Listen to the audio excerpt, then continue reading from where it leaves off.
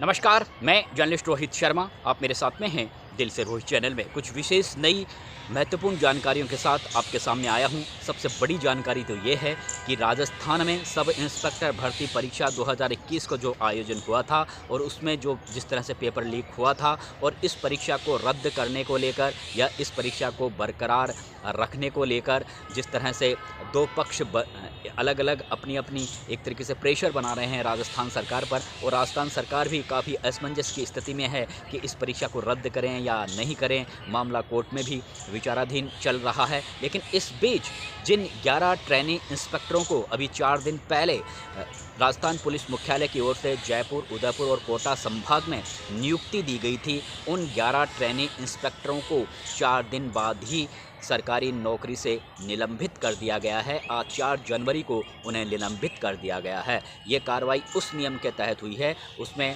जिसमें साफ लिखा हुआ है कि अगर कोई पुलिस हिरासत में 48 घंटे रह जाता है तो फिर अगर कोई सरकारी नौकर अगर 48 घंटे पुलिस हिरासत में रह जाता है तो उसे सरकार निलंबित कर सकती है। इसीलिए इन 11 ट्रेनिंग इंस्पेक्टरों को अब निलंबित कर दिया गया है। अब कुल मिलाकर जिस तरह का ये एक वातावरण बन रहा है इस परीक्षा को लेकर और जिस तरह की राजस्थान सरकार कि जिस तरह से एक इस मामले को लेकर जो इस तरह का एक रुझान सा दिखने लगा है, उससे ऐसा लगता है कि राजस्थान सरकार इस परीक्षा को शायद आने वाले दिनों में निरस्त कर सकती है।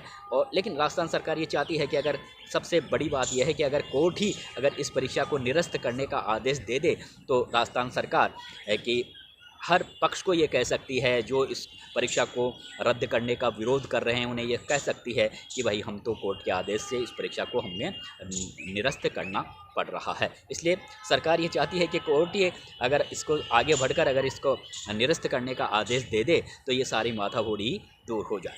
खैर, अब एक और मामला है, उसमें मैं आपको बताना चाहूँगा कि राजस्थान भारतीय जनता पार्टी की राजस्थान इकाई में ऐसे बहुत से नेता हैं जो पिछले 1-2 साल से खुद को एडजस्ट नहीं कर पा रहे हैं।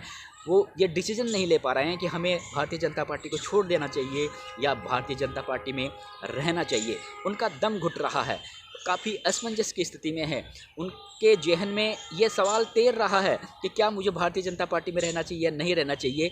इन सवालों के जवाब वो ढूंढ नहीं पा रहे हैं। उनमें चाहे आप कह सकते हैं चाहे वो किरोड़ी लाल मीणा हो जो कैबिनेट मंत्री है, वो चाहे विजय बैंसला हो और चाहे वसुंधरा राजे नेता हों, और भी बहुत से ऐसे नेता हैं जो खुद को एडजस्ट नहीं कर पा रहे हैं इस समय भारतीय जनता पार्टी में।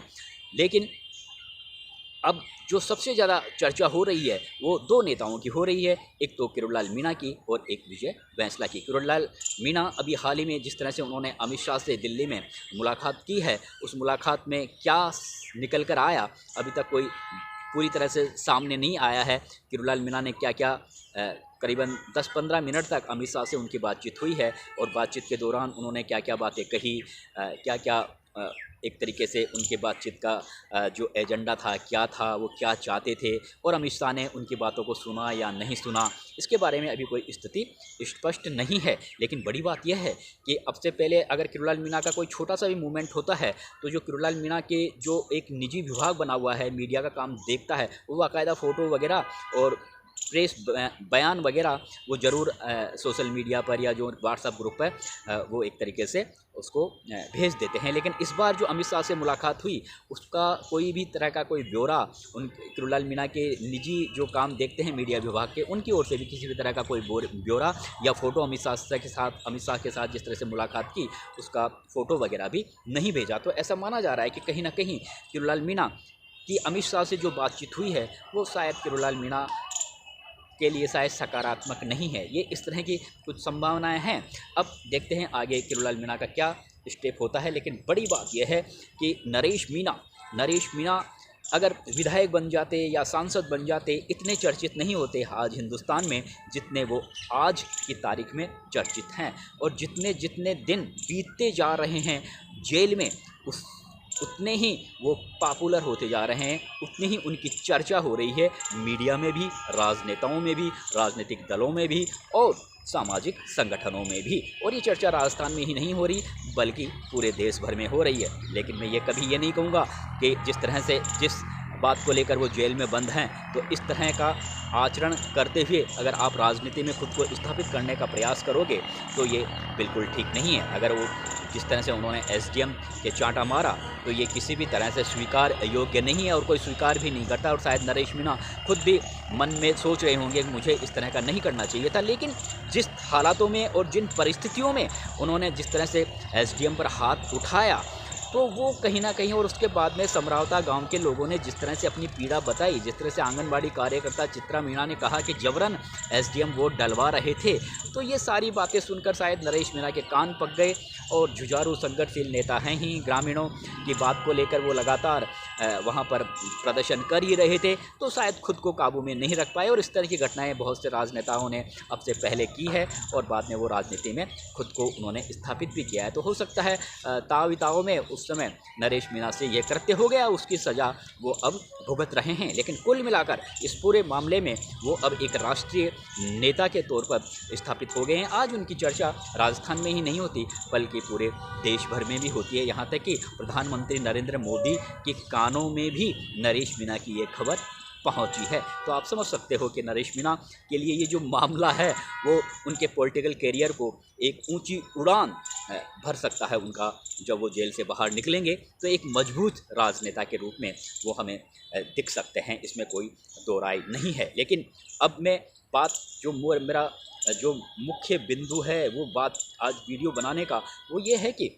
आप देखिए, अभी नरेश मीणा के जो समरावता कांड से जुड़े 39 लोगों की कल जमानत भी हो गई है। तो ऐसा लगता है कि अब नरेश मीणा बहुत जल्दी ही जेल से बाहर आ सकते हैं। और जो 42 बिल्कुल क्योंकि अब 1.5 महीना से ज़्यादा का समय उनका जेल में बीत चुका है। और जिस तरह से बराबर प्रहलाद गुंजल की ओर से या नरेश मीणा के समर्थकों की ओर से, विभिन्न सामाजिक संगठनों की ओर से जिस तरह से अथाह जन समर्थन नरेश मीणा के प्रति अब जुड़ा है, उसको भजनलाल शर्मा खुद महसूस भी कर रहे हैं। शासन की बागडोर उनके हाथों में, वो जानते हैं कि अगर भारतीय जनता पार्टी को आने वाले समय में अगर चुनाव में अगर किसी तरह का नुकसान होता है तो जवाब उन्हें देना पड़ेगा।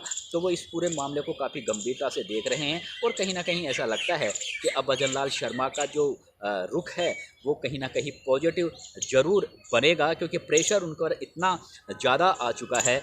जिस तरह के शासन सचिवालय के महापड़ाव की बातें कही जा रही है आने वाले समय में, तो ऐसा लगता है कि कहीं ना कहीं आने वाले बहुत जल्दी ही नरेश मीणा की रिहाई हो सकती है। लेकिन सबसे बड़ी बात यह है कि आज जो चर्चा हो रही है सबसे ज़्यादा वो विजय बैंसला को लेकर भी हो रही है, क्योंकि जिस तरह से गुर्जर आंदोलन शुरू होने की बातें कही जा रही है, 6 जनवरी को करौली के मासलपुर में गुर्जर समाज की एक बहुत बड़ी जनसभा आयोजित हो रही है। उस जनसभा को सफल बनाने के लिए ज़्यादा लोगों की भीड़ जुटे, इसके लिए प्रहलाद कटाना और बहुत से गुर्जर नेता गांव-गांव, ढाणी-ढाणी जाकर उस सभा में पहुंचने के लिए लोगों को न्योता दे रहे हैं। उस सभा में आंदोलन की पूरी रूपरेखा तैयार की जाएगी। तो अब ये सवाल खड़ा होता है कि जिस तरह से प्रहलाद खटाना ने विजय बैंसला का नाम तो नहीं लिया, लेकिन उन्होंने कहा कि क्या विजय बैंसला जो अब इस समय सरकार, जो इस समय भारतीय जनता पार्टी के नेता हैं, वो बार बार बराबर देवनारायण योजना में जो कमियां हैं, जो जिस तरह का क्रियान्वयन देवनारायण योजना का ठीक नहीं हो रहा, वो बातें भी विजय बैंसला बराबर कह रहे हैं। दूसरा, 9वीं अनुसूची में गुर्जर आरक्षण को डालने की बात भी अभी पिछले दिनों उन्होंने कही है। उन्होंने कहा था कि बाकायदा हमें अगर हमारी बात नहीं मानी जाएगी तो हमें सड़कों पर आना पड़ेगा, जबकि सरकार उनकी है दिल्ली में भी और जयपुर में भी। तो अब प्रहलाद खटाना ने ये कहा कि वो इस समय भारतीय जनता पार्टी, उनका नाम नहीं लिया प्रहलाद खटाना ने मीडिया में, लेकिन उन्होंने कहा कि वो भारतीय जनता पार्टी में हैं, इसलिए उनकी आवाज़ दब जाती है। तो अब देखने वाली बात यह है कि क्या विजय बैंसला, क्योंकि जो उनके पिता थे कर्नल किरोड़ी सिंह बैंसला, आज वो जिंदा नहीं है, लेकिन गुर्जर समाज को जो 5% जो आरक्षण मिला हुआ है वो उन्हीं की बदौलत है। और आप सबको पता है कि वसुंधरा राजे के दूसरे शासनकाल में जो गुर्जर आंदोलन किरोड़ी सिंह बैंसला की अगुवाई में हुआ था वो पूरे देश में चर्चित हुआ था। हालांकि उसमें करीबन 75 गुर्जरों की जानें चली गई थी। रेल यातायात, सड़क यातायात राजस्थान में कई दिनों तक जाम रहा था। करोड़ों अरबों रुपए की संपत्तियां नष्ट हुई थी। कई दिनों तक एक भयावह स्थिति राजस्थान में बनी हुई थी। लेकिन गुर्जरों उस आंदोलन की वजह से एक तरीके से कर्नल किरोड़ी सिंह बैंसला एक चर्चित चेहरा बन गए थे उस समय हिंदुस्तान के, और गुर्जरों के तो वो आज भी मसीहा माने जाते हैं। अब उन्हीं के बेटा हैं विजय बैंसला, जो भारतीय जनता पार्टी से हैं। पिछले विधानसभा चुनावों में उन्होंने देवली उनियारा से 2018 में चुनाव लड़ा था, लेकिन चुनाव वो हार गए थे भारतीय जनता पार्टी के टिकट से। 2023 में वो फिर से टिकट मांग रहे थे, लेकिन उन्हें टिकट मिला नहीं। तो अभी हाल ही में विधानसभा चुनावों के बाद से ही जब उन्हें टिकट नहीं मिला तो वो कुछ नाराज़ जरूर थे, वो दावेदारी कर रहे थे और देवली उनियारा में पूरी तरह से एक्टिव भी थे, लेकिन टिकट नहीं मिला उसके बाद से वे नाराज़ थे। और वो बराबर मीडिया में आकर देवनारायण योजना के क्रियान्वयन को लेकर वो हर ज़िले में जाकर उस योजना की समीक्षा भी कर रहे थे, तो उसमें नाराज़गी भी वो जता रहे थे। और बराबर कुछ दिन पहले उन्होंने कहा भी था कि अगर सड़कों पर आना पड़ा तो गुर्जर समाज को आएगा। अब उन्हीं की पार्टी की सरकार है और अगर वो ही सड़कों पर आते हैं तो आप समझ सकते हैं कि एक तो उन्हें टिकट नहीं मिला, दूसरा जिन गुर्जरों के जो गुर्जरों की जो देवनारायण योजना थी उसमें वो कई तरह की कमियां बता रहे थे और गुर्जर आरक्षण को 9वीं अनुसूची में डालने की वो बराबर बात कह रहे थे। तो ये जो तमाम तरह की बातें हैं वो कहीं ना कहीं वो खुद भी भारतीय जनता पार्टी में अब वो खुद को शायद एडजस्ट महसूस नहीं कर रहे, या फिर उन्हें ऐसा लगता है कि कहीं ना कहीं उनकी बात को भारतीय जनता पार्टी सुन नहीं रही है। और बड़ी बात यह है कि समरावता कांड के बाद में जिस तरह से विजय बैसला वहाँ मौके पर गए और वो उनका इलाका था, वो पिछले 8-10 साल से उस इलाके में सक्रिय हैं, लेकिन उन्होंने वहाँ खुद जब अपनी आंखों से मंजर देखा तो उन्होंने खुद कहा था कि इस मामले की न्यायिक जांच होनी चाहिए, क्योंकि पुलिस और प्रशासन की कार्रवाई पर यहाँ पर कई तरह के सवाल खड़े हो रहे हैं। उन्होंने खुद न्यायिक जांच की मांग की थी, लेकिन न्यायिक जांच का इसमें सरकार ने न्यायिक जांच की मांग भी अभी तक नहीं मानी है। तो कहीं ना कहीं अब जिस तरह से प्रहलाद खटाना ने कहा है कि वो भारतीय जनता पार्टी में है, अगर भारतीय जनता पार्टी में रहेंगे तो उनकी बात दब जाएगी। अब ऐसा उन पर प्रेशर आ रहा है कि क्या विजय बैसला ठीक उसी तरह का निर्णय लेंगे जिस तरह से प्रहलाद गुंजल ने वसुंधरा राजे सरकार के दूसरे शासनकाल में जब गुर्जर आंदोलन हुआ था और उस समय प्रहलाद गुंजल ने गुर्जरों के समाज के लिए या गुर्जर आंदोलन के मद्देनज़र भारतीय जनता पार्टी को छोड़ दिया था, क्योंकि वो भी गुर्जर आंदोलन का उस समय एक हिस्सा थे और उस समय उन्होंने भारतीय जनता पार्टी को छोड़ दिया था। हालांकि फिर बाद में वो भारतीय जनता पार्टी में शामिल भी हो गए थे, लेकिन उस समय उन्होंने भारतीय जनता पार्टी को छोड़ दिया था। तो अब विजय बैंसला के बारे में भी कहा जा रहा है कि अगर जिस तरह से गुर्जर आंदोलन शुरू होने के आसार बताए जा रहे हैं, तो ऐसे हालातों में क्या विजय बैंसला अब भारतीय जनता पार्टी में अगर रहकर वो आंदोलन करेंगे तो उनकी आंदोलन में दम नहीं रहेगा तो क्या वे अब गुर्जर समाज के हितों के लिए क्या भारतीय जनता पार्टी को छोड़ेंगे? ये सवाल आज कल काफ़ी गुर्जर समाज के लोगों में चर्चा का विषय बना हुआ है। हालांकि ये उनका पर्सनल मामला है। अब आने वाले समय में पता चलेगा कि वो भारतीय जनता पार्टी को छोड़ते हैं या फिर भारतीय जनता पार्टी में रहकर ही दमदार तरीके से अपनी मांगें मनवाते हैं, ये भी एक देखने वाली बात होगी। लेकिन फिलहाल जिस तरह से गुर्जर समाज की जो 6 जनवरी को मासलपुर में जो एक बड़ी बैठक हो रही है, उसमें भी क्या विजय बैंसला शामिल होंगे या नहीं होंगे, क्योंकि कई बार हमने देखा है कि गुर्जर आरक्षण संघर्ष समिति ही आपस में कई भागों में बढ़ जाती है। तो अब ये देखने वाली बात होगी कि अब विजय बैंसला उस मीटिंग में जाएंगे या फिर विजय बैंसला खुद अपना एक अलग से एक आंदोलन एक अलग से आंदोलन शुरू करेंगे। ये भी एक देखने वाली बात होगी, या फिर उसी आंदोलन का हिस्सा बनेंगे। और ये भी एक देखने वाली बात होगी कि क्या वे भारतीय जनता पार्टी में रहकर ही आंदोलन करेंगे या फिर भारतीय जनता पार्टी को रिजाइन करके आंदोलन में शरीक होंगे। ये सारी बातें अभी जो आने वाले दिनों में स्थिति स्पष्ट होगी। अगले वीडियो तक मैं आपसे विदा लेता हूँ। नमस्कार।